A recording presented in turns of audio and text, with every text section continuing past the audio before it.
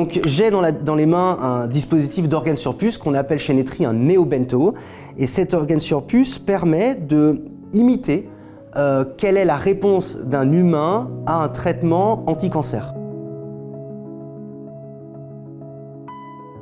Netri, c'est un peu une histoire de cœur et un chemin de vie, puisque tout a commencé avec une étincelle pétillante il y a maintenant 15 ans, quand j'ai fait mon postdoc au MIT, où mon professeur faisait du poumon sur puce pour guérir sa petite fille qui avait malheureusement la mucoviscidose. Alors c'est aussi une histoire personnelle, puisque pour des raisons familiales, je me suis intéressé au système nerveux périphérique et central, et donc j'ai décidé d'orienter mes recherches scientifiques pour faire des organes sur puce appliqués aux troubles neurologiques. Donc je suis rentré au CNRS en 2014 où, après 5 ans de recherche, j'ai rencontré Florian Larmindy, mon associé, et nous avons décidé de faire des produits industriels, donc de créer Netri et passer à la phase entrepreneuriale de cette aventure scientifique.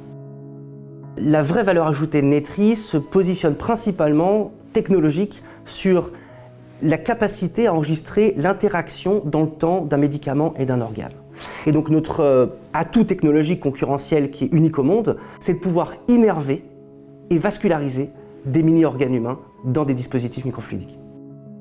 La propriété intellectuelle est critique dans notre développement. Évidemment, une deep tech doit protéger ces innovations.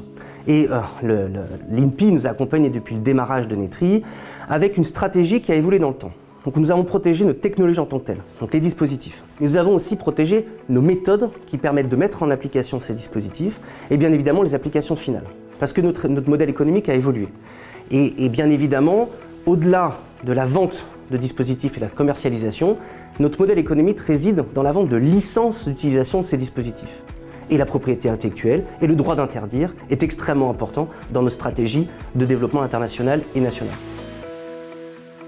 Mais le plus important, c'est de voir des applications concrètes, de voir comment est-ce que des années de recherche fondamentales permettent d'aller plus vite sur le marché pour des candidats médicaments et de donner accès à des médicaments moins chers, plus fiables et plus rapidement à des millions de patients qui en souffrent.